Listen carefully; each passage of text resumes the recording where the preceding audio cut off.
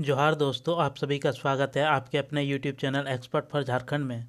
दोस्तों, आज के इस वीडियो में झारखंड की इतिहास के बारे में देखेंगे, जिसमें से आपको झारखंड में आदिवासियों का आगमन जो हुआ था वह किस किस काल में हुआ था और कब कब हुआ है, और किन क्षेत्रों से आकर झारखंड में आदिवासियां का यहाँ पे निवास हुआ है और किस तरह से इसका पूरा इतिहास है। इस वीडियो में आपको झारखंड में आदिवासियों का आगमन का इतिहास वो इस वीडियो में आपको बताया जाएगा। तो ये आपके जेपीएससी या जेएसएससी की जितनी भी परीक्षाएं हैं उन सभी परीक्षाओं के लिए काफ़ी ज़्यादा महत्वपूर्ण हो जाता है। और अभी वर्तमान में आपके सामने जितनी परीक्षाएं हैं, क्षेत्रीय कार्यकर्ता, उत्पाद सिपाही या फिर झारखंड पुलिस के अभ्यर्थी, उसके लिए ये वीडियो तो रामबाण के समान होगा, क्योंकि इससे प्रश्न आपके पूछे जाते हैं। और वीडियो आप पहले अंत तक देखिए। इसके बाद अगर लगे कि ये वीडियो आपके लिए हेल्पफुल है तो आप एक लाइक कर दीजिए और अपने दोस्तों को वीडियो ज़्यादा से ज़्यादा शेयर कर दीजिए। और जो नए दोस्त चैनल में हैं और अभी तक आपने चैनल को अगर सब्सक्राइब नहीं किया है तो चैनल को ज़रूर से सब्सक्राइब कर लीजिए, क्योंकि इस चैनल के माध्यम से आपको झारखंड के किसी भी एग्ज़ाम की तैयारी कराई जाती है। साथ में झारखंड से संबंधित जो भी नोटिफिकेशंस या अपडेट या फिर जानकारी हो उसकी आपको वीडियो इस चैनल के माध्यम से दी जाती है। इसलिए ये चैनल आपके लिए काफ़ी ज़्यादा इम्पोर्टेंट हो जाता है। तो चलिए हम वीडियो शुरू करते हैं और देखते हैं आज झारखंड में आदिवासियों का आगमन। तो झारखंड में जैसे कि आपको बता दें हम कि झारखंड में आदिवासियों का जो आगमन हुआ है वह अलग अलग कालखंडों में यहाँ पे झारखंड में आदिवासियों का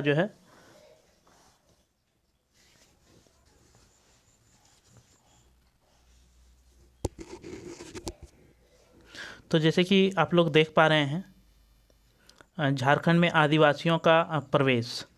झारखंड में जो आदिवासियों का प्रवेश हुआ था वह आपके झारखंड में आदिवासियों का आगमन अलग अलग कालखंड में हुआ है। और यहाँ की सबसे प्राचीनतम जनजाति की अगर बात किया जाए तो असुर जनजाति को माना जाता है। ठीक है, सबसे प्राचीनतम जो जनजाति है झारखंड की वह असुर जनजाति को माना जाता है। इसके बाद आपका बिरजिया, बिरहोर, खड़िया जनजाति का आगमन जो हुआ है वह आपका कैमूर के पहाड़ी से हुआ है। जो बिरहोर, बिरजिया या खड़िया जो जनजाति है, ये तीनों जनजाति का जो आगमन हुआ है वह झारखंड में कैमूर के पहाड़ियों की ओर से हुआ है। और ये प्राचीनतम जनजाति के रूप में आपका माना जाता है इन जनजातियों को। इसके बाद आपका कोरवा जनजाति उसको एक प्राचीनतम जनजाति के रूप में उसे भी माना जाता है। और ये जो जनजाति है कोरवा आपका मध्य प्रदेश के क्षेत्र से आकर झारखंड में बसा हुआ है। इसके बाद अगर हम मुंडा जनजाति के बारे में बात करें तो मुंडा जनजाति मूल रूप से ये तिब्बत के निवासी हैं। ठीक है, और कैमूर की पहाड़ियों की ओर से इनका झारखंड आगमन हुआ है। और दूसरी अगर मत के अनुसार अगर देखा जाए तो आर्यों का जो दबदबा आपका दक्षिण और पश्चिम के क्षेत्र में था। आर्यों का जो दबदबा था ये दक्षिण और पश्चिम के क्षेत्र में था। काफ़ी ज़्यादा आर्यों का दबदबा रहने के कारण यहाँ से कुछ आपके मुंडा जनजाति इनके दबाव के कारण वह वहाँ से पलायन कर गए और मध्य प्रदेश में इन्होंने आके अपनी आश्रय लिया। मध्य प्रदेश में ये बस गए। और इसके बाद आपका झारखंड जब आए तो झारखंड में असुर जनजाति के रूप में सबसे प्राचीनतम जनजाति थी। तो उन जनजातियों के साथ इसे युद्ध करना पड़ा और युद्ध करके आपका असुर जनजाति को मुंडा जनजाति ने पराजित किया। और पराजित करने के बाद इन्होंने अपनी एक वंश की स्थापना किया, जिसका नाम आपका है नागवंश। ठीक है, नागवंश की स्थापना आपका मुंडाओं ने किया, जो कि ये किधर से आया था, तो मध्य प्रदेश में, ये दक्षिण पश्चिम से जो है मध्य प्रदेश आया और मध्य प्रदेश से जो है झारखंड में प्रवेश किया और असुरों को जो है पराजित किया। इसके बाद ये जो है आकर झारखंड में अपनी नागवंश की स्थापना करती है और इस तरह से इन्होंने सत्ता जो है अपना स्थापित झारखंड में किया। नेक्स्ट अगर हम देखते हैं उरांव जनजाति। उरांव जनजाति जो है आपका दक्षिण भारत से जो है होते हुए झारखंड के राजमहल तथा पलामू क्षेत्र में आकर बस गए। झारखंड का जो उरांव जनजाति है ये आपका दक्षिण भारत से जो है दक्षिण भारत के अलग अलग क्षेत्र से, ठीक है, दक्षिण भारत के अलग अलग क्षेत्र से जो है वह आ करके झारखंड में दो क्षेत्रों में ये मुख्य रूप से बस गए। एक पलामू और एक आपका राजमहल का जो क्षेत्र है, ये दोनों क्षेत्र में आकर उरांव जनजाति जो है बस गए। इसके बाद अगर हम देखें तो 1000 ईसा पूर्व तक चेरो, खरवार और संथाल को छोड़कर, यानी कि ये 3 जनजाति को जो है छोड़कर आपका झारखंड में लगभग सभी जनजातियां वास कर चुकी थी, सभी जनजातियां जो है आ चुकी थी। ये 3 जनजाति जो है 1000 ईसा पूर्व के बाद जो है इन जनजातियों का आगमन का साक्ष्य जो है मिलता है और ये मूल रूप से जो है सभी जनजातियां आपका झारखंड के छोटा नागपुर क्षेत्र में बसा हुआ था, ठीक है। जितनी भी मूल जनजातियां थी वह छोटा नागपुर के क्षेत्र में आकर जो है झारखंड का छोटा नागपुर क्षेत्र में आकर बसा हुआ था। नेक्स्ट अगर हम देखें तो आपका जो है इसके बाद आपका जो कौन कौन सा जनजाति नहीं बसा था, तो चेरो, खरवार और संथाल, 3 जनजाति, ठीक है।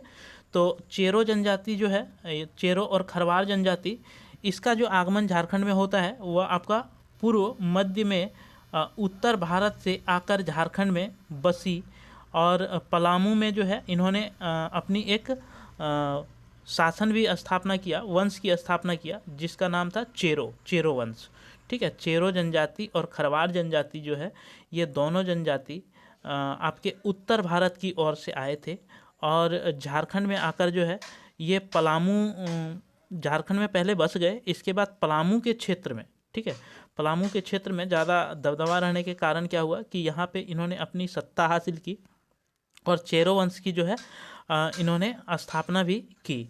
इसके बाद नेक्स्ट जो देखें आपका संथाल जनजाति, तो संथाल जनजाति जो है ये 10वीं शताब्दी तक, यानी कि 10वीं शताब्दी तक आपके हजारीबाग में पूरी तरह से बस चुके थे, ठीक है।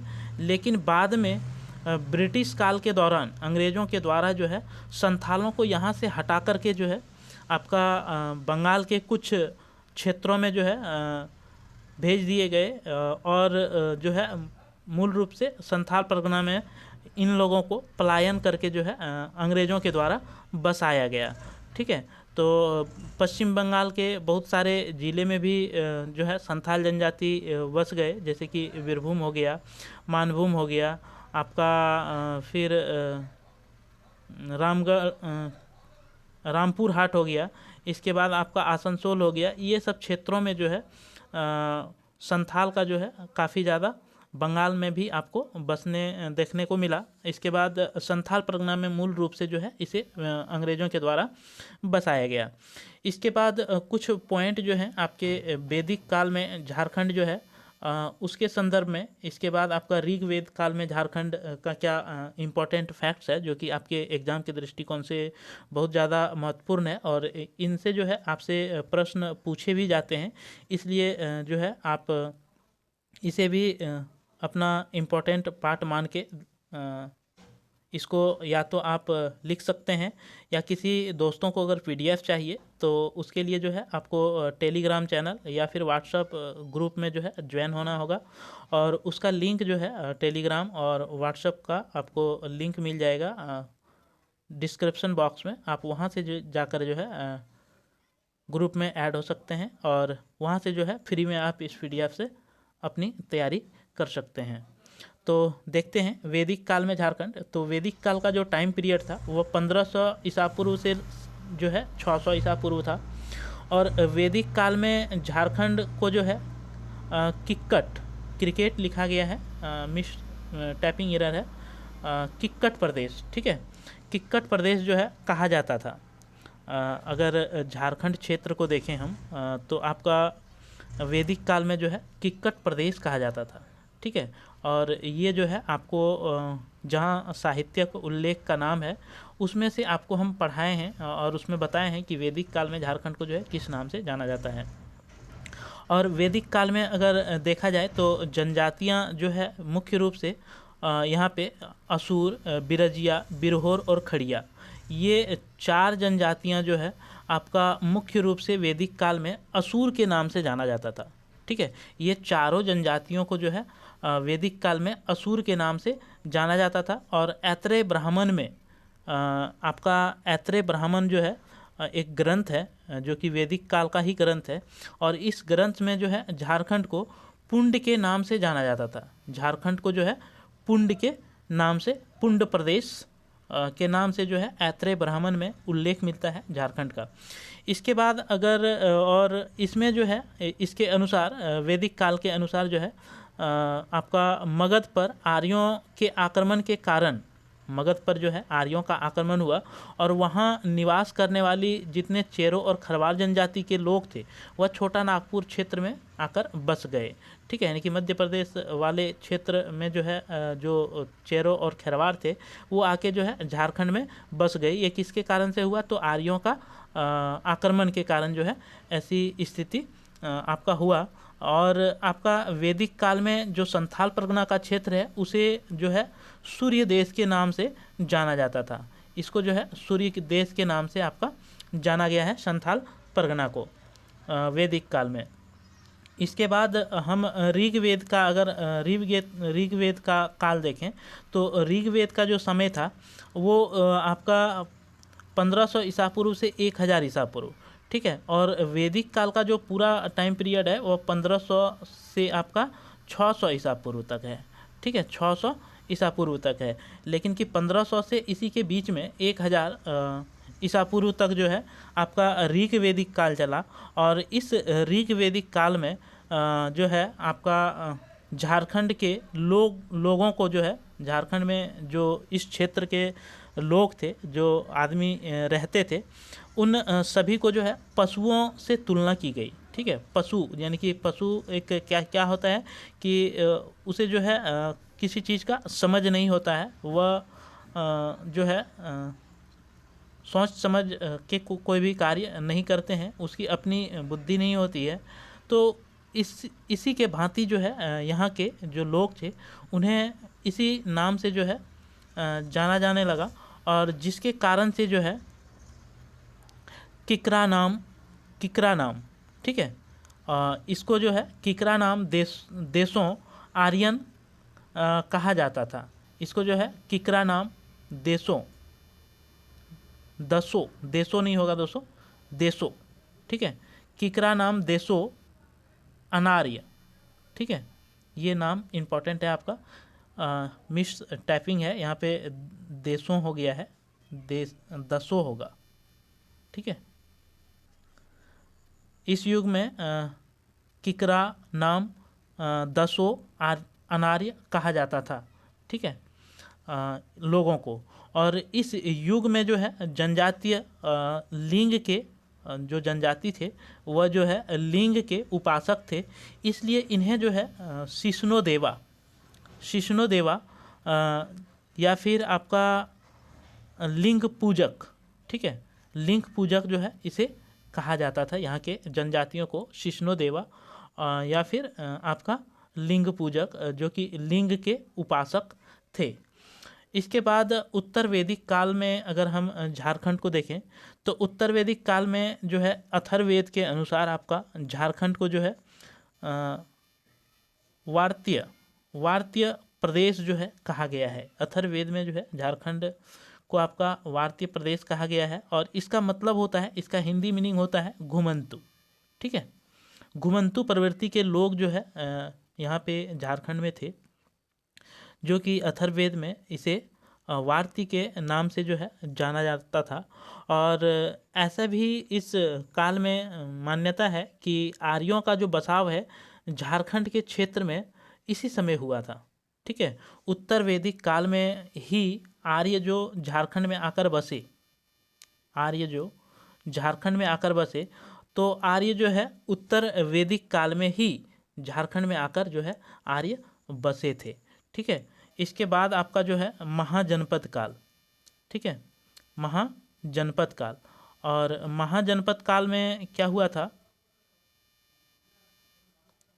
महाजनपद काल, इस काल का जो टाइम पीरियड है वह 600 ईसा पूर्व से 400 ईसा पूर्व तक के समय को जो है आपका महाजनपद काल कहा जाता है। और इस काल में झारखंड का संथाल परगना के क्षेत्र जो था वह अंग महाजनपद के नाम से जो है जाना जाता था। झारखंड में जो संथाल परगना का क्षेत्र था उस क्षेत्र को जो है अंग महाजनपद के नाम से जाना जाता था। तथा जो है छोटा नागपुर का क्षेत्र जो था उस क्षेत्र को मगध जनपद, ठीक है, मगध जनपद के नाम से जो है छोटा नागपुर क्षेत्र को जाना जाता था। और संथाल परगना को जो है अंग महाजनपद के क्षेत्र को जाना जाता था। और यही दो क्षेत्र को मिलाकर जो है अभी वर्तमान में आपका झारखंड बना हुआ है। ठीक है, तो इस के अंतर्गत जो है क्या हुआ कि ये दोनों क्षेत्र को अलग अलग नाम से जाना जाता था। तो हर्यक वंश के एक राजा थे बिंबिसार। ठीक है, हर्यक वंश के एक राजा थे बिंबिसार। इसके द्वारा जो है अंग महाजनपद को जो है मगध में मिला दिया। ठीक है, क्या किया कि हर्यक वंश के राजा जो थे बिंबिसार, इन्होंने अंग महाजनपद यानी कि संथाल परगना क्षेत्र को जो है अंग महाजनपद कहा जाता था, इसको जो है ये मगध में, ठीक है, छोटा नागपुर क्षेत्र वाले में इसे मिला दिया गया। ठीक है, इसके अंतर्गत जो है झारखंड पूरा आपके मगध के अंतर्गत जो है आ गया। ठीक है, झारखंड जो है पूरा वो मगध के अंतर्गत आ गया।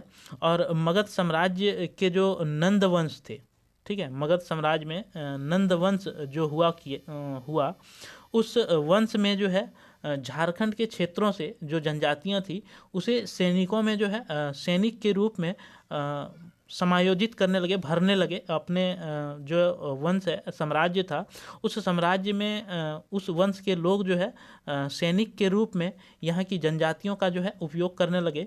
और यहाँ के जो हाथी थे वो हाथियों का भी उपयोग साम्राज्य में होने लगा। तो वो हाथी भी झारखंड के क्षेत्र से जो है ले जाया करते थे। इसके बाद झारखंड क्षेत्र से जो धातुएं प्राप्त होती थी, चूँकि झारखंड क्षेत्र से जैसे आप लोगों ने देखा, अगर कंटिन्यू वीडियो देख रहे हैं इस चैनल में, या फिर जो नए दोस्त हैं तो आप ज़रूर से चैनल को सब्सक्राइब कर लीजिए, क्योंकि इस चैनल के माध्यम से आपको बैक टू बैक क्लासेस जो है दिया जा रहा है फ्री में। आपको जो है एक अच्छी तैयारी करने का मौका यूट्यूब के माध्यम से आपको मिल रहा है, तो इस मौका को आप मत छोड़िए। तो जैसे कि बताए थे आपको कि धातु का उपयोग जो है कैसे तांबा, कांसा, लोहा का उपयोग जो है झारखंड में किस तरह से शुरू हुआ और कब से शुरू हुआ। तो झारखंड में जो है धातुओं का भी उपयोग आपका नंदवंश या मगध साम्राज्य के लोग करते थे। वह किस रूप में करते थे, तो परिवहन, हथियार और कृषि उपकरण, ये तीन चीज़ के लिए जो है यहाँ की जो धातुएं थी वह मगध साम्राज्य के लिए जो है उपयोग किया करते थे। ठीक है, तो ये जो था आपके झारखंड का प्राचीनतम इतिहास से कुछ जुड़ी हुई महत्वपूर्ण तथ्य था, जो कि आपके एग्ज़ाम के दृष्टिकोण से काफ़ी ज़्यादा महत्वपूर्ण है। और आपने एक कहानी के तरह, आपने इस वीडियो में एक कहानी के तरह पूरी चीज़ों को समझा, और इसे अगर आप नोट डाउन करके रखते हैं तो निश्चित तौर पे आपसे एग्ज़ाम में जो है प्रश्न नहीं छूटेंगे। इसको अगर आप एक बार कभी रिकैप कर लेते हैं या पढ़ लेते हैं, देख लेते हैं इस शॉर्ट नोट्स को, तो क्या होगा इससे कि आपका जो है किसी भी प्रकार का प्रश्न यहाँ से पूछेगा तो आपसे नहीं छूटेगा। तो इसलिए ये चैनल जो है, जितने भी नए दोस्त हैं वह चैनल को ज़रूर से सब्सक्राइब कर लीजिए, क्योंकि इस चैनल के माध्यम से आपको बैक टू बैक जो है क्लासेस दिया जा रहा है। तो इसलिए चैनल जो है आपके लिए काफ़ी ज़्यादा इम्पॉर्टेंट हो जाता है। और वीडियो को लाइक, शेयर, सब्सक्राइब ज़रूर से कर लीजिए। चलिए फिर मिलते हैं अगले वीडियो में। तब तक के लिए मेरे तरफ से सभी दोस्तों को जोहार, धन्यवाद। जय झारखंड, जोहार झारखंड।